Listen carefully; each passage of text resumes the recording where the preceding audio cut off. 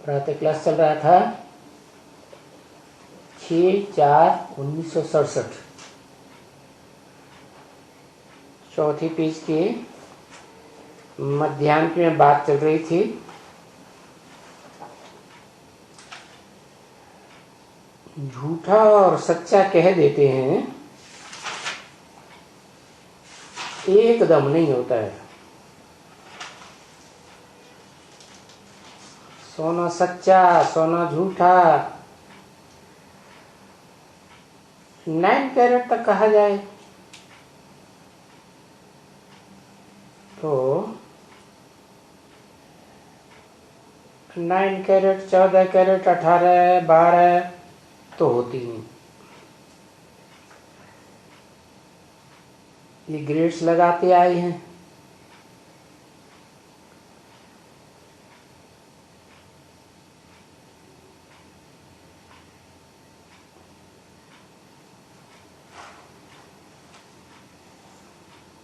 सोलह कैरेट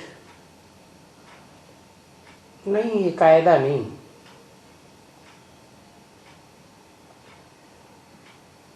बनाए तो कैसे भी सकते हैं कोई भी, जितना खाद डालो उतना वो बन जाते हैं।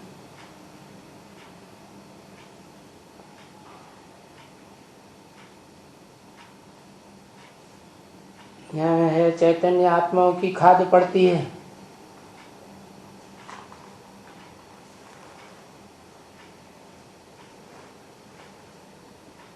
सतयुग में सोने जैसे, त्रेता में परम धाम से उतरने वाली चांदी जैसी आत्माओं की खाद,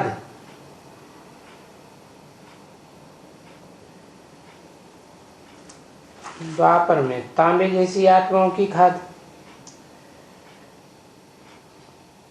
जो आत्मलोक से उतरती है उनका संग का रंग लगता है, ढेर के ढेर आते हैं। ऐसे आने वालों की संख्या बढ़ती जाती है।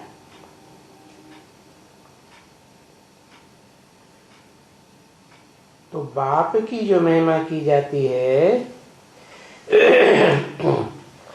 कि मनुष्य सृष्टि का बीज रूप है, सत्य है, चैतन्य है, ऐसे गाते हैं ना। आगे गाते थे और वो सिर्फ सुना हुआ था, या शास्त्रवादियों से या उनसे।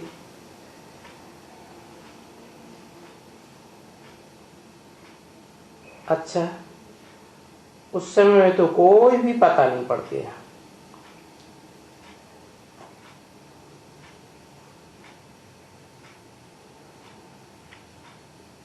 कि कौन है मनुष्य सृष्टि का बीज रूप।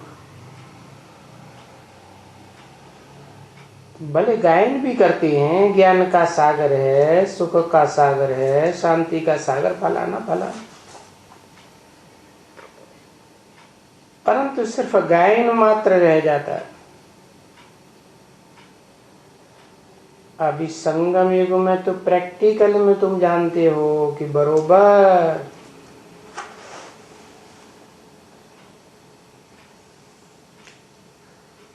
जो बीज रूप बाप में छिपते हैं,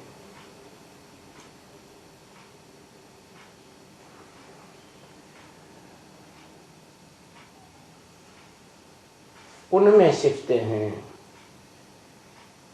माना जो भी आत्माएं हैं उनका बीज रूप बाप, और जो भी मनुष्य मात्र हैं उनका बीज रूप बाप, दोनों इकट्ठे होते हैं तो सिफ्तें कही जाती हैं, एट्रीब्यूट्स, गुणों का भंडार। तो वो हमारे में बढ़ते रहते हैं।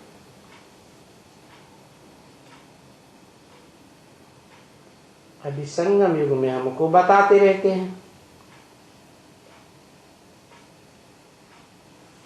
प्यार के सागर भी बनो।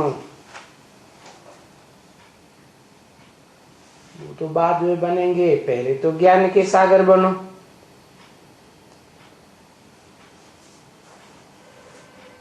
तो ज्ञान का सागर बनना ये है मुख्य बात।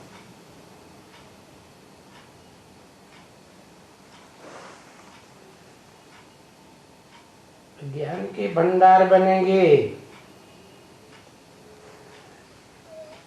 तो योग के सागर बनो।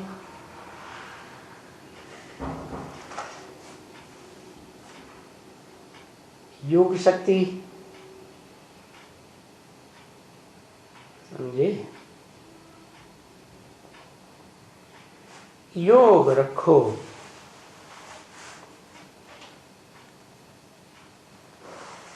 किसके साथ? सिर्फ निराकार ज्योति बिंदु के साथ नहीं,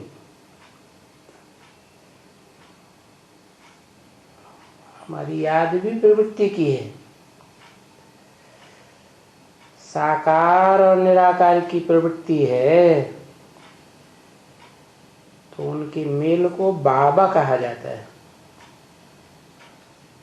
तो बाबा को याद करो। तो बाबा हमको कहते हैं कि मुझे याद करो।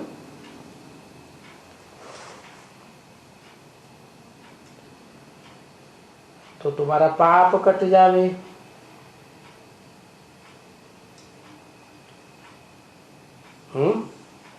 जैसे को याद करेंगे वैसे ही बन जाएंगे।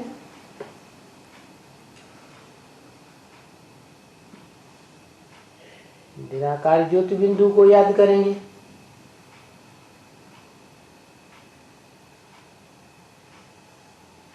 तो पाप कटेंगे।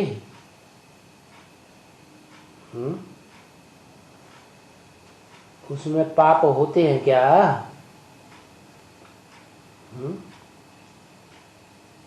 तो जिसमें प्रवेश करते हैं उसमें पाप भी होते हैं।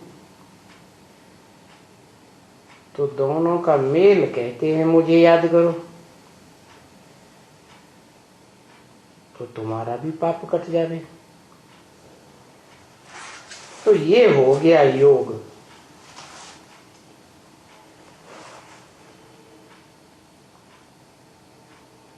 रचना को अपनी पहचान मिली, रचयिता बाप की पहचान मिली।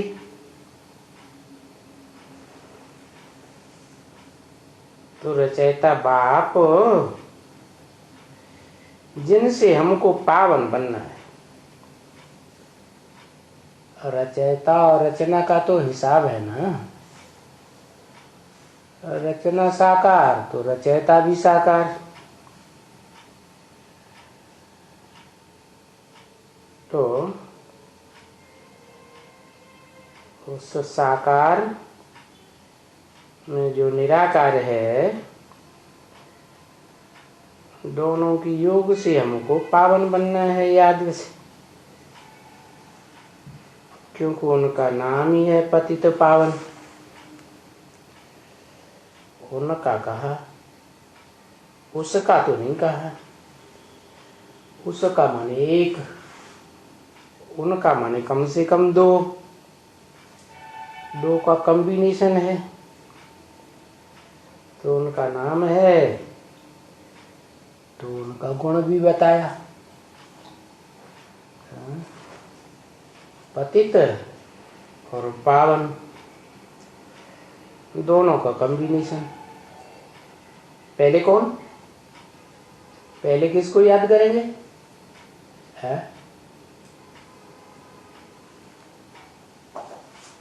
पहले किसको याद करेंगे? पतित को याद करेंगे या पावन को याद करेंगे? है किसको याद करेंगे?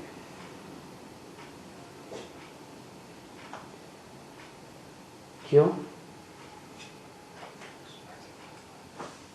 पतित को इसलिए याद करना पड़े कि जो सदैव पावन है वो तो बिंदु है।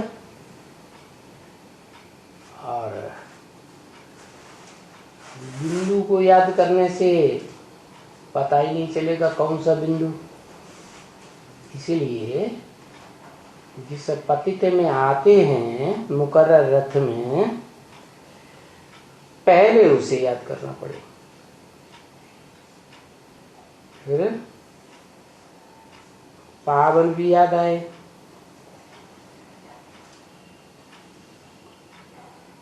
ऐसे भी नहीं है कि पावन को याद करें पतित को भूल जाए, क्योंकि वो तो पहले ही याद करना है, नहीं तो याद बनती ही नहीं। और कोई पतित को ही याद करे और पावन को भूल जाए तो शिव के बिना तो क्या हो जाता है? शिव नहीं है, ज्योति बिंदु ही नहीं है, तो फिर मुर्दा हो जाएगा। तो मुर्दे को थोड़ा ही याद करना है। तो नाम पड़ता है पतित पावन। वो एक ही व्यक्तित्व है, पर्सनालिटी है, जिसका नाम पतित पावन। दूसरा तो दुनिया में कोई भी पतित पावन नहीं है। फिर क्या है? दूसरी दुनिया में जो भी हैं वो क्या है? पतित ही। क्योंकि उनमें पता ही नहीं चलेगा कि किसी में पावन प्रवेश करता है। मुकर्रर रथ का तो पता चलता है। तो एक कोई कहते हैं ये पतित पावन, बस पतित पावन आकर के क्या करेगा?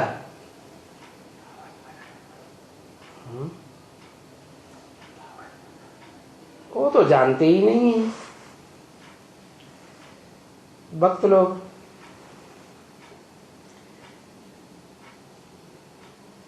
कहते भी बड़ा राइट है पतित पावन सीताराम।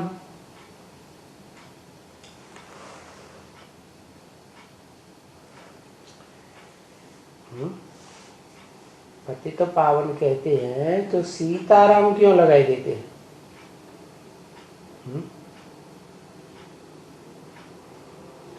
कौन है सीता, कौन है राम?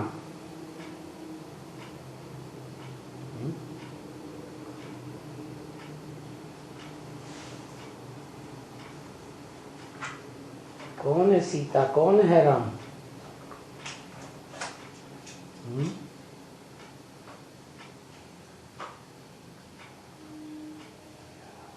पतित पावन सीताराम, ये चार नाम इकट्ठे कर दिए।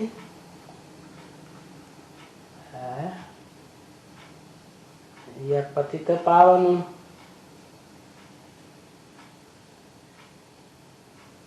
हाँ वो तो ठीक है, जिसमें योगी लोग रमण करते हैं वो राम। तो ये सीता कौन है?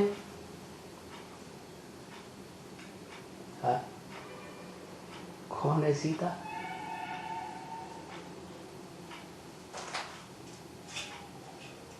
राम का तो क्लैरिफिकेशन हुआ। योगी लोग जिसमें रमण करते हैं वो राम। सब सीता है तो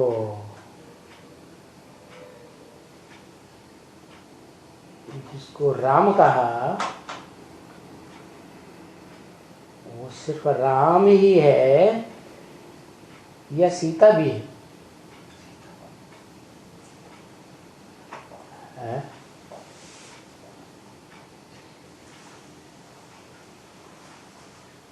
तुम सब सीताएं हो, ये किसने कहा?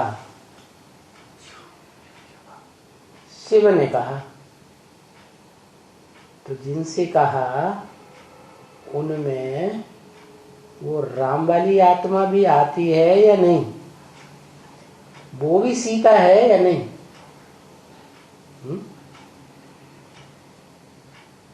सीता माने जो रावण की जेल में आ जाए, देह के बंधन में आ जाए,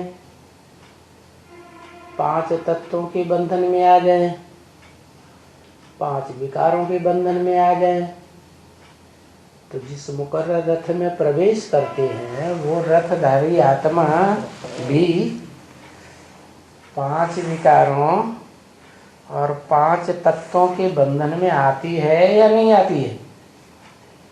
आती है। तो पतित पावन सीताराम कह दिया। माने सीताराम शब्द में भी सीता पहले, राम बाद में, और पतित पावन में भी पतित पहले, पावन बाद में। अभी एक सीता तो नहीं हुई ना? है? कितनी हुई? तुम सब सीताएं हो।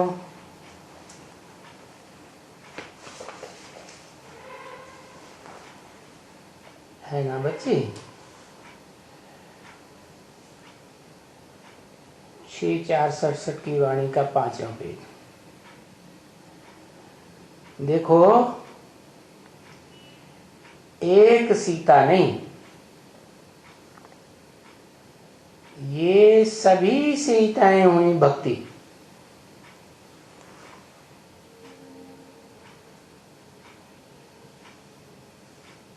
चाहे वो मेल हो चाहे वो फीमेल हो।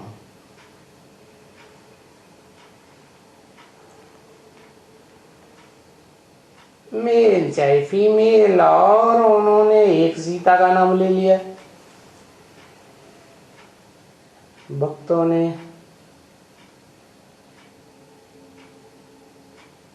या रामायण लिखने वाले तुलसीदास वाल्मीकि ने, वो हद में चले गए। क्योंकि ये सभी भक्त हद में हैं। तुम बच्चों को अभी बेहद का ज्ञान सुनाते हैं और हर बात में बेहद में ले जाते हैं। क्या? जो भी सुनाते हैं वो हद की दुनिया का तो मिसाल दिया जाता है, लेकिन तुम्हारी बुद्धि कहाँ पहुंचती है? बेहद में। तो तुम जानते हो कि सीता इस हिसाब से कहा ही जाता है भक्ति। और सब भक्ति हैं, मेल फीमेल सब भक्ति हैं। है?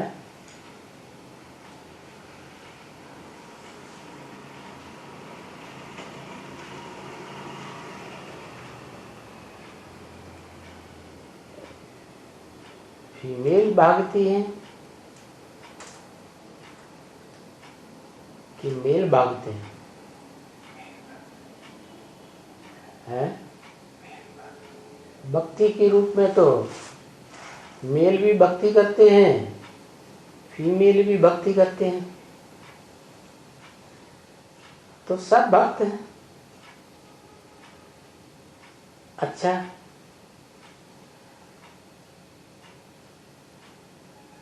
और सभी मेल फीमेल भक्ति जो हैं ये सभी रावण की जेल में हैं। चाहे मेल हो चाहे फीमेल हो। रावण का राज्य है।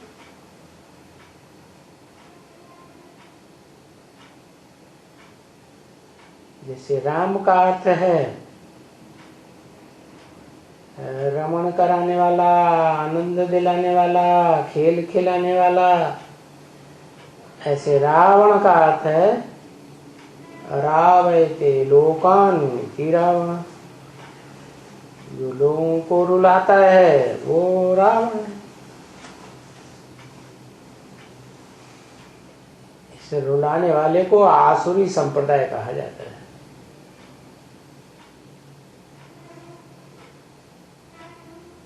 ईश्वर हंसाता है और असुर रुलाता है।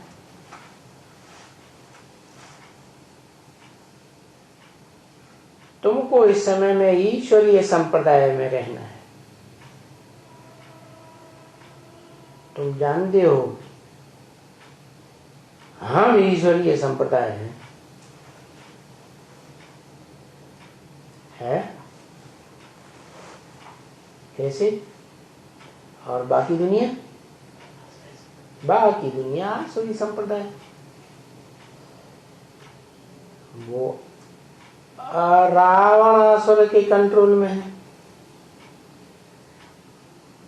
हम ईश्वर बाप के कंट्रोल में।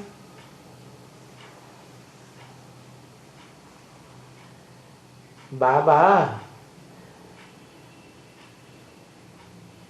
हमको ईश्वर स्थापन कर रहे हैं। क्या हम हिलते डुलते हैं ना? क्या हिलते डुलते? कभी रावण राज्य में चले जाते, कभी राम राज्य में आ जाते, स्थिर नहीं रह पाते। तो हमको स्थापन कौन करते हैं, स्थिर कौन करते हैं? ईश्वर स्थिर करते हैं। और वो तुम जानते हैं कि है इस दुनिया में आसुरी स्थापना। 5 विकार रूपी रावण संप्रदाय है।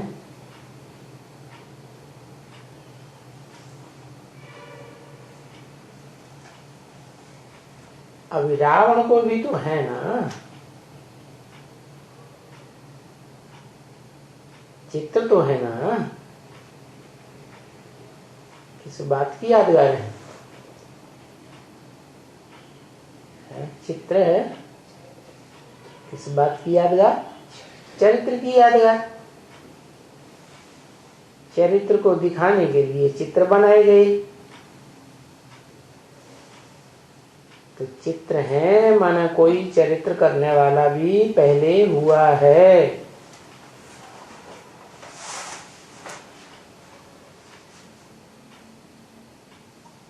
ये भी ड्रामा में नूद है कि बरोबर रावण को जलाते हो।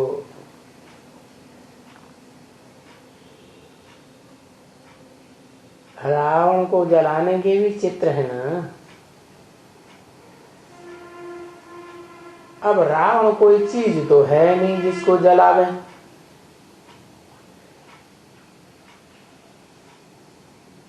कोई मनुष्य भी नहीं है रावण। कोई 10 सिरों वाला मनुष्य हो।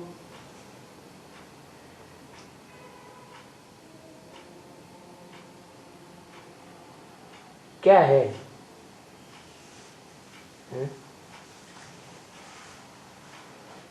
कोई है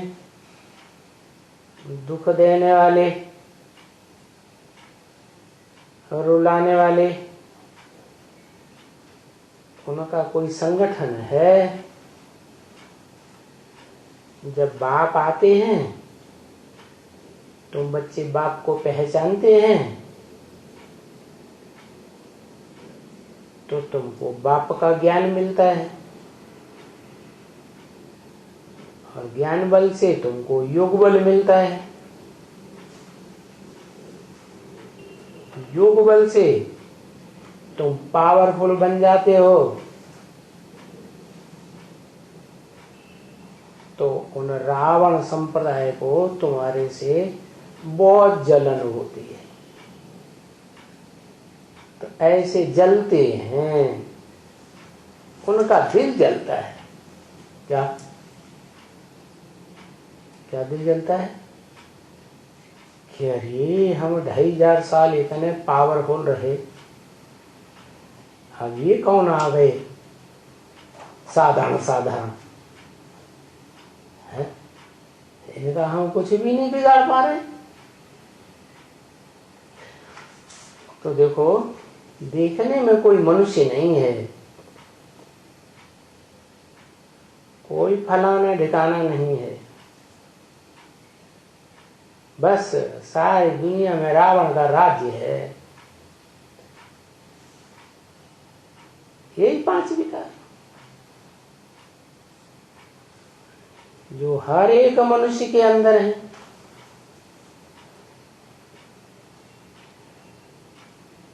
और वहां रावण राज्य नहीं है। कहाँ? स्वर्ग में। वहां कोई में भी विकार नहीं है।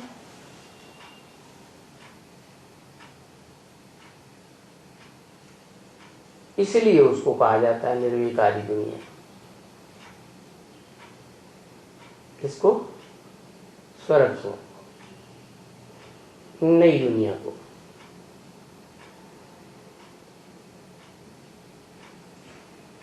उस दुनिया का अंग्रेजी में भी लिखा हुआ है वाइसलेस वर्ल्ड, जहां दुनिया 5 विकारों से रहित होती है।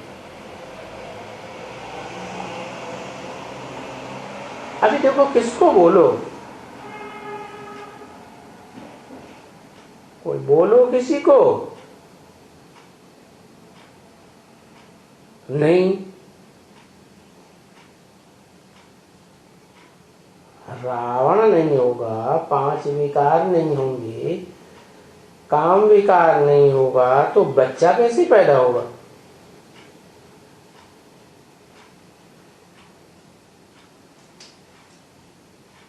अरे पर नाम गाया हुआ है ना, वॉइसलेस वर्ल्ड,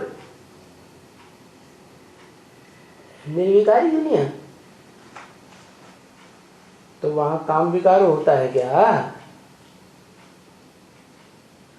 नहीं होता है, तब तो निर्विकारी दुनिया कही जाती है। और ये है विशियस वर्ल्ड है। विशियस माने जिसमें विषय विकार भरे हुए हैं। विषय किसे कहा जाता है? पराई स्त्री पर पुरुष का भोग करने को ही विषय कहा जाता है।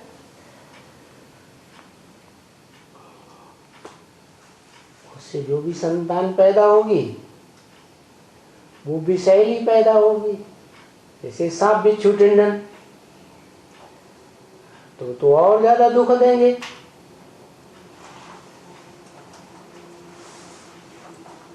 तो विशियस वर्ल्ड नाम तो है ना, वॉइसलेस वर्ल्ड, विशियस वर्ल्ड,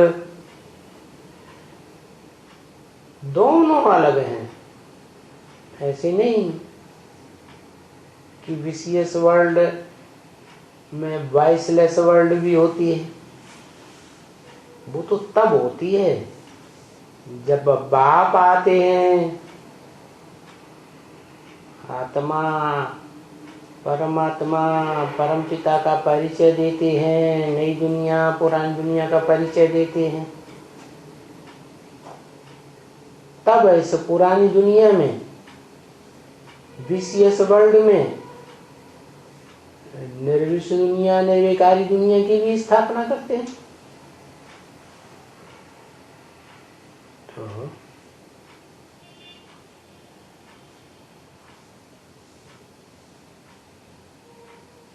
उस निर्विकारी दुनिया को कहा जाता है शिवालय।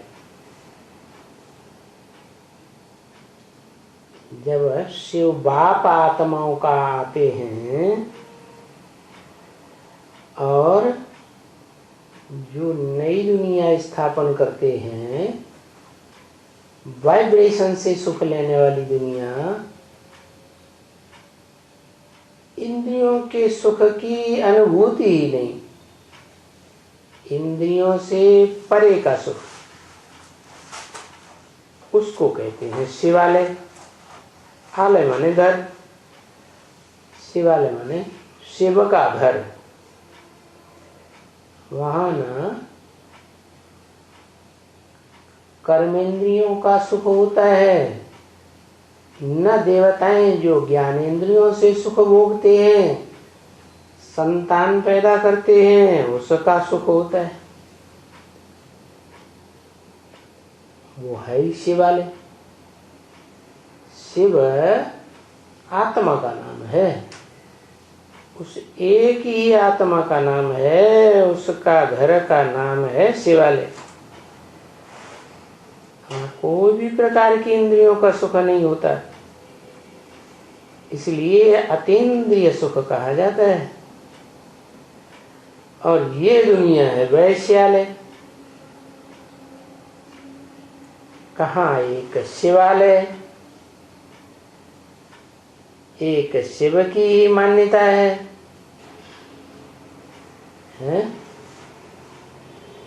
यादगार बनता है ना शिव का मंदिर, उसे शिवालय कहते हैं। तो जो भी पुराने पुराने मंदिर हैं उनमें देखेंगे कि बीच में शिवलिंग और चारों तरफ सब देवताएं की मूर्तियां रखी हुई हैं। सब एक को देखते हैं, एक को याद करते हैं, तो उसको कहा जाता है शिवालय, शिव का घर। और आज की दुनिया तो ये वैश्यालय है, वैश्याओं का घर है। वैश्या उसे कहा जाता है जो जीवन में एक के प्रति समर्पित न होकर के अनेकों के प्रति तन मन धन से अर्पण हो जाती है। तो ये दुनिया है वैश्यालय, विशियस, और वो विकारी दुनिया है। वो निर्विकारी दुनिया शिवालय। तो इस निर्विकारी दुनिया का मालिक कौन है? कौन है? निर्विकारी दुनिया शिवालय का मालिक कौन है? शिव तो कहते हैं मैं तो मालिक बनता नहीं,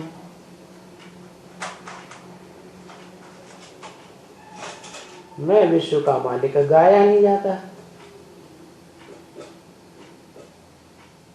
हाँ, तो जिस साकार मनुष्य तन में प्रवेश करते हैं मुकर्रर रूप से, वो है विश्व का मालिक।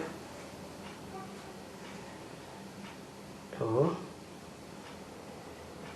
इनका मालिक कौन है? निर्विकारी दुनिया का है?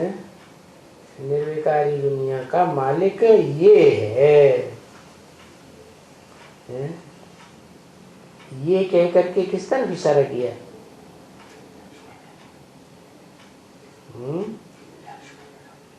विकारी दुनिया के भी इनको मत्था टेकते हैं। ये देखो फर्क है। निर्विकारी राजा रानी स्वर्ग में, और उनकी मूर्तियां बना करके पूजा करते हैं। ये विकारी राजा रानी निर्विकारी देवताओं की पूजा करते हैं ना।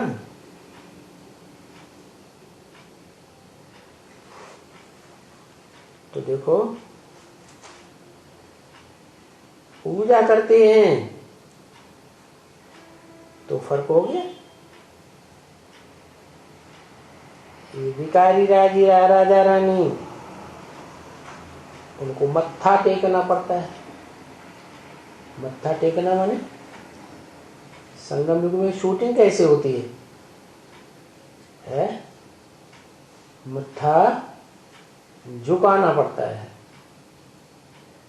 उनको। किनको? देवात्माओं को। तो इनको हम कह ही देते हैं भाई विशियस वर्ल्ड यानी रावण राज्य, विषय विकारों का राज्य है, रुलाने वाले का राज्य है।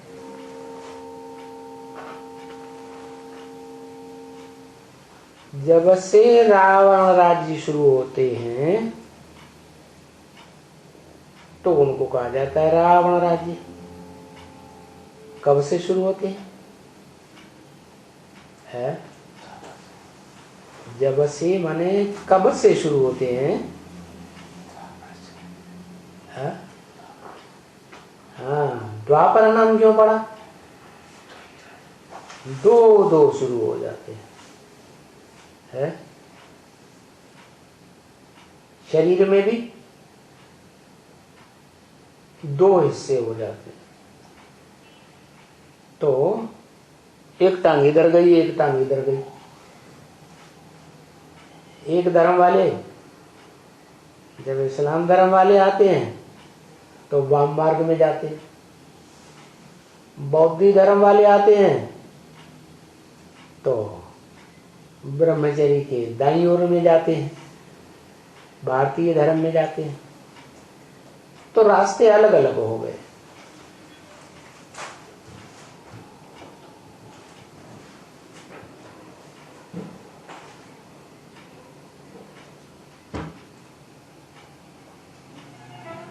तो बताया द्वैतवादी रावण राज्य, जहां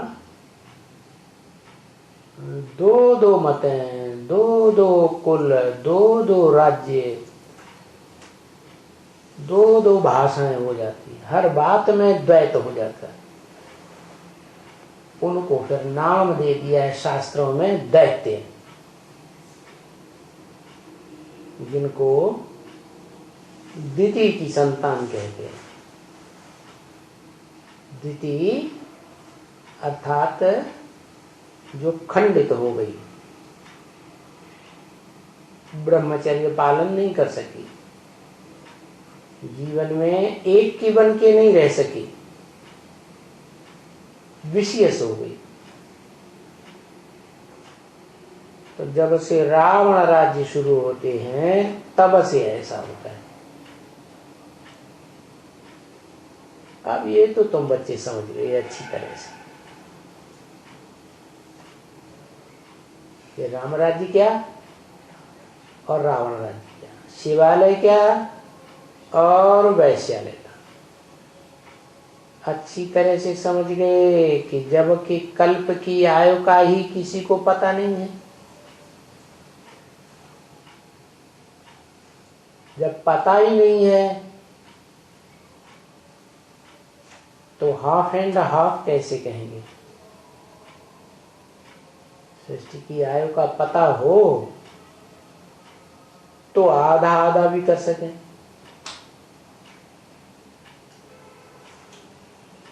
कभी कैसे कह देते हैं, कभी कैसे कह देते हैं कि माया का राज्य कब से शुरू होता है। नाम देते हैं रावण राज्य है, राम राज्य है।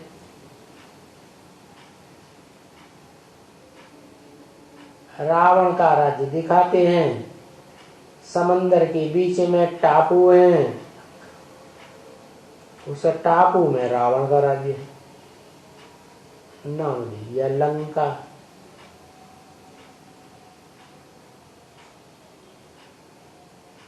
राम राज्य भारत में दिखाते हैं। तो होना चाहिए आधा आधा उदी होना चाहिए, क्योंकि दिखलाते हैं बरोबर रावण राज्य और राम राज्य। तो रावण राज्य राम राज्य को कहां से शुरू करें?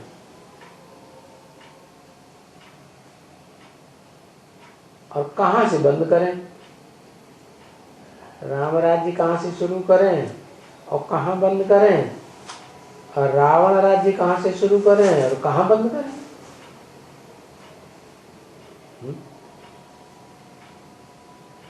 देखो ये क्यों मुजाहरा पड़ा। ये इसको बहुत ही फर्क कर दिया।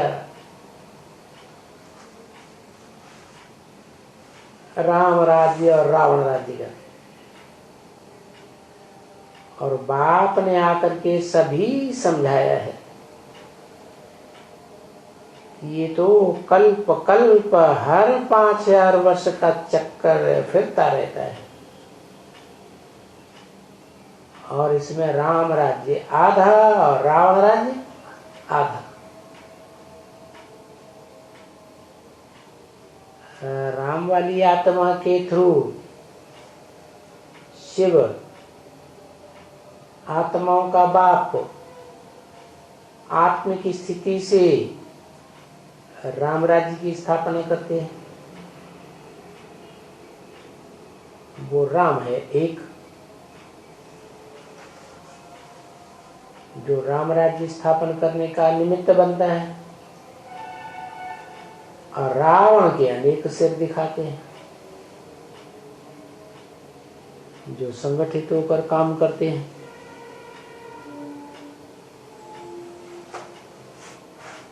बस ये चक्कर तुमने याद किया 5000 साल का। ये 84 का चक्कर तुमने याद किया अच्छी तरह से। क्या सिर्फ तुमने क्यों कहा है?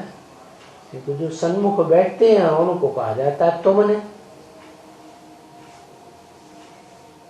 ये ब्रह्मा जो बाजू में बैठे और इनके फॉलोअर्स और वो दूसरे धर्म वाले और उनके फॉलोअर्स, वो अच्छी तरह से याद नहीं कर सकते 84 की चक्कर को। क्यों? ये ब्रह्मा ने भी पूरा चक्कर क्रॉस नहीं किया, इनके फॉलोअर्स ने भी नहीं किया। और वो दुनिया वाले जो हैं धर्म पिता हैं और उनके फॉलोअर्स, वो तो बहुत कम जन्म लेते हैं नंबरवार। तो तुमने पूरे 84 जन्मों का चक्कर काटा है? पूरे 84 के चक्कर को तुम क्रॉस करते हो। तो तुमने अच्छी तरह से याद किया है क्या? पढ़ाई को। ये पढ़ाई है दुनिया के आदि मध्य अंत की। तो अभी तो हम तुमको मालूम हुआ। किसने बोला है? किसने बोला? अभी तो हम तुमको मालूम हुआ।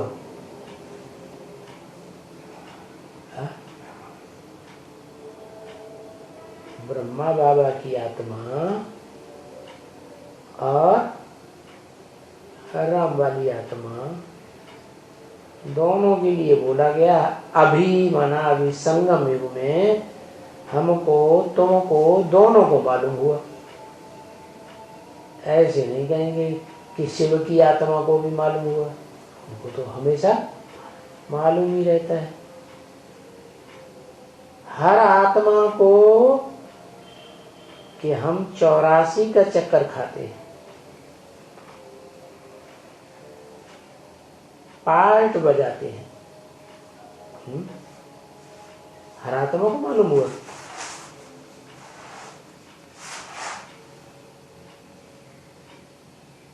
आत्माएं तो हैं, मनुष्य आत्माएं, लेकिन वो आत्म की स्थिति में टिकती नहीं ना पूरा। इसलिए बताया कि जो आत्म की स्थिति में टिकती हैं उन हर आत्मा को 84 का चक्कर पार्ट बजाने का याद रहता है। फिर पूरा 84 का पार्ट बजा के चक्कर खा के घर जाते हैं, फिर पार्ट बजाते हैं, फिर घर जाते हैं। तो ये चक्कर हमेशा चलता ही रहता है। इसलिए बताया कि ब्रह्मा वाली आत्मा ने बोला हम तुमको मालूम हुआ है। हाँ, हमारा तुम्हारा जो बाप है शिव, उनको तो सदा ही मालूम रहता है। तो बाप ने अच्छी तरह से सब कुछ समझाई दिया है। किसने समझाई दिया? हाँ? बाप ने। कौन से बाप ने? है ब्रह्मा ने समझाई दिया। हाँ, सच्चाई को सुनाने वाली भी आत्मा शिव बाप, और समझाने वाली आत्मा भी शिव बाप। क्योंकि ये समझ शक्ति बुद्धि को कहा जाता है, और बुद्धिमानों की बुद्धि वही शिव है, आत्माओं का बाप।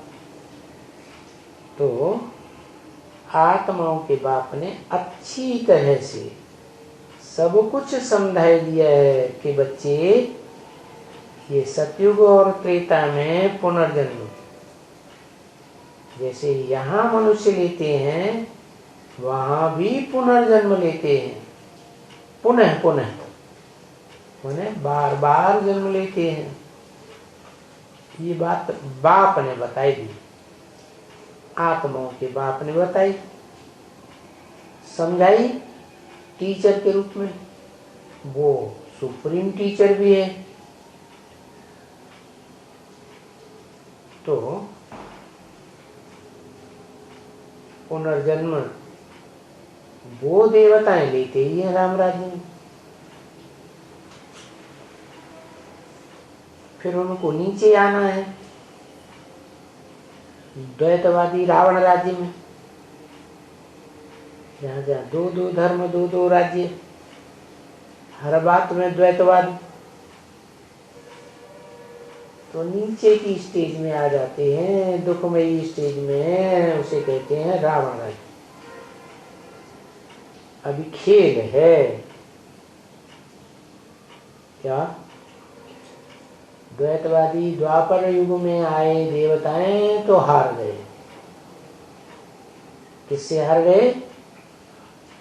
जो और धर्म के धर्म पिताएं आते हैं, उन धर्म पिताओं से हार गए।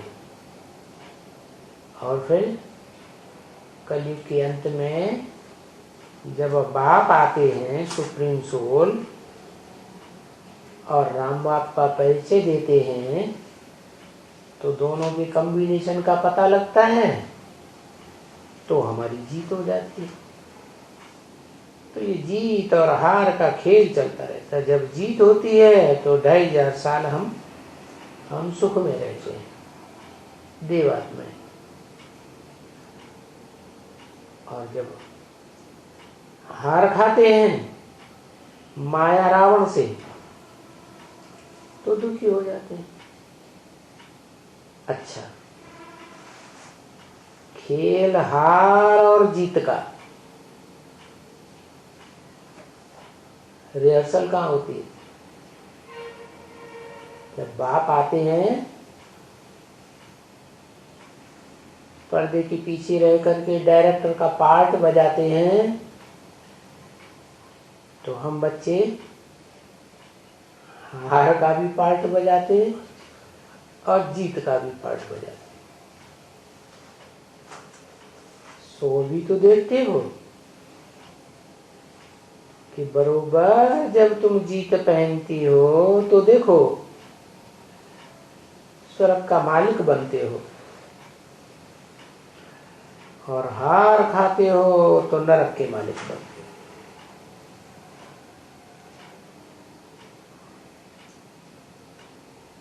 अभी तो नरक कहेंगे ना, कोई स्वर्ग तो नहीं है, इनको कोई स्वर्ग तो नहीं कहेंगे इसको। स्वर्ग अलग है। अलग क्यों?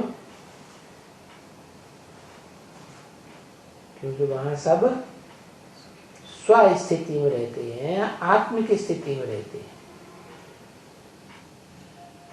देवताओं को ब्रह्मकुटी के मध्य में ज्योतिबिंदु आत्मा की याद रहती है।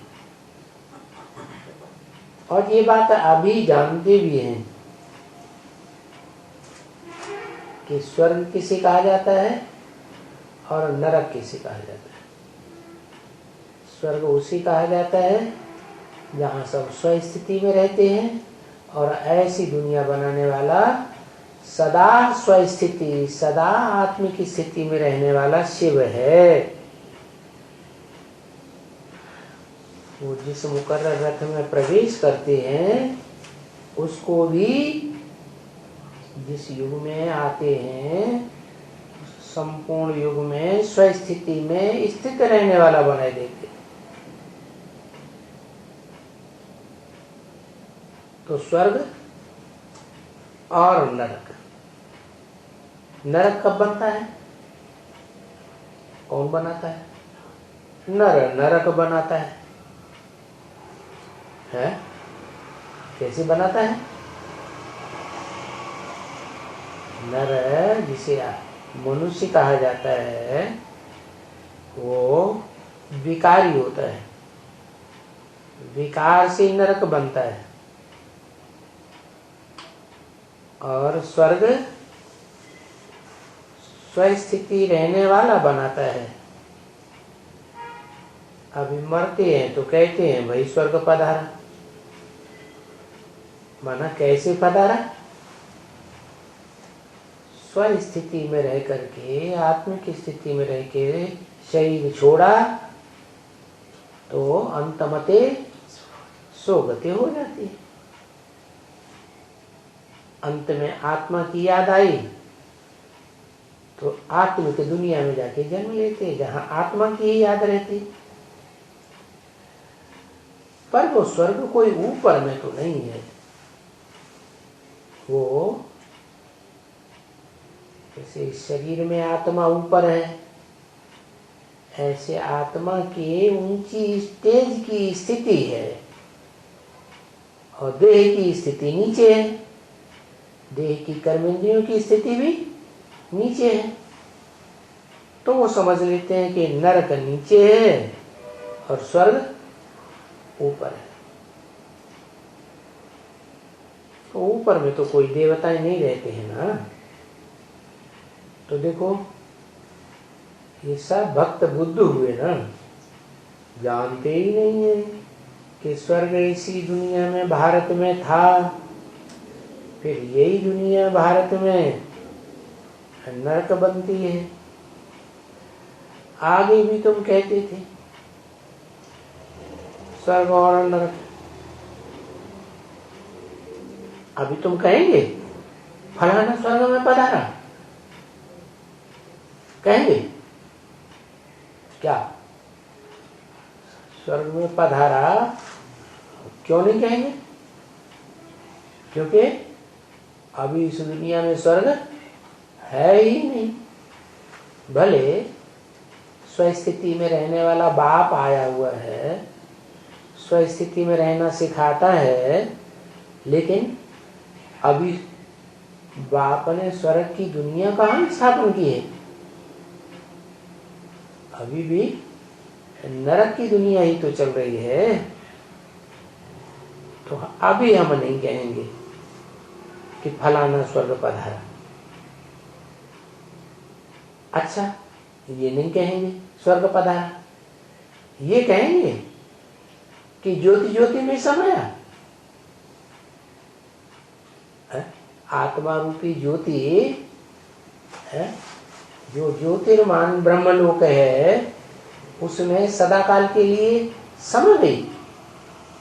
आत्मा आत्मलोक में चली गई, ज्योति ज्योति में समा गई, ऐसे कहेंगे।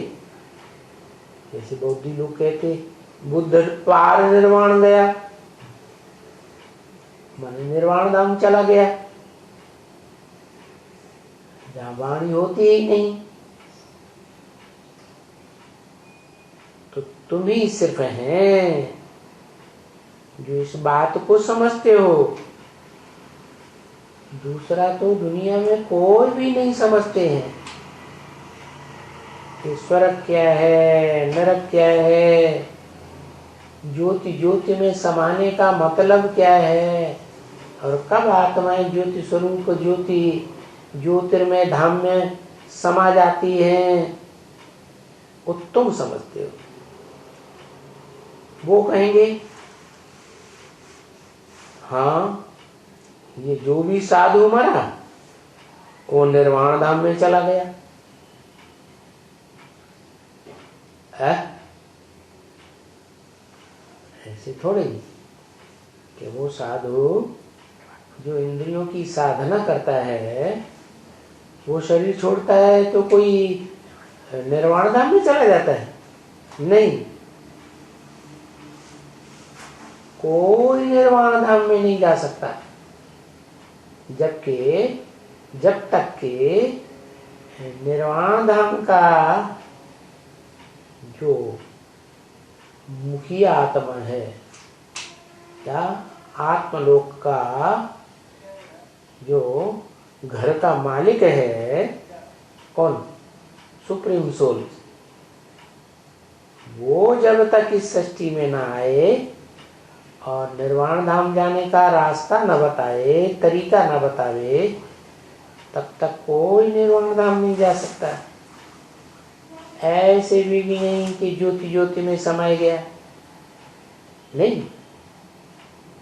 जो सुप्रीम सोल बाप इस सृष्टि पर आते हैं मुकर्रर रथ में, उसके द्वारा बताते हैं कि तुम आत्मा ज्योति स्वरूप हो, देह नहीं हो, देह को भूलना पड़े, देह की स्मृति को भूलेंगे, आत्मिक स्मृति में ठहरेंगे तो अंतमते सो गति हो।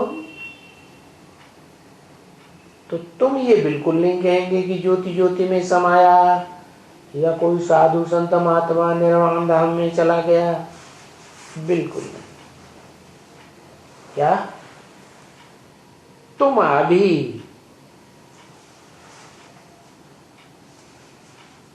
तो बुद्धि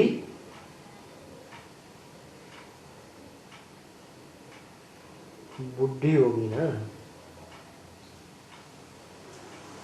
कोई बूढ़ी की तरफ बुद्धि चली गई बाबा जी, तो कहेंगे इसकी बुद्धि बूढ़ी हो गई ना। बुद्धू बुद्धू एकदम। तो देखो ऐसी बुद्धू बुद्धि भी एकदम समझ जाएगी झट से। हाँ, ये देखो बरोबर एकदम बिल्कुल बुद्धू होते हैं। उनको कहो देखो स्वर्ग ऊपर में होते हैं,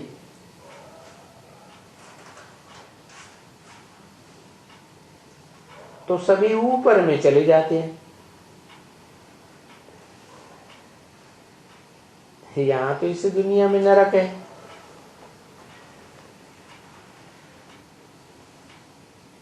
तो देवताओं को ऊपर दिखाई दिया क्योंकि ऊंची स्टेज में रहते हैं, आत्मिक स्टेज में। आत्मा शरीर में ऊपर रहती है। तो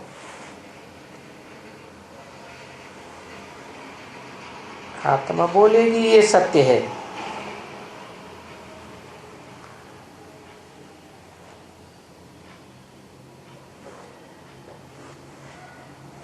ओम शांति।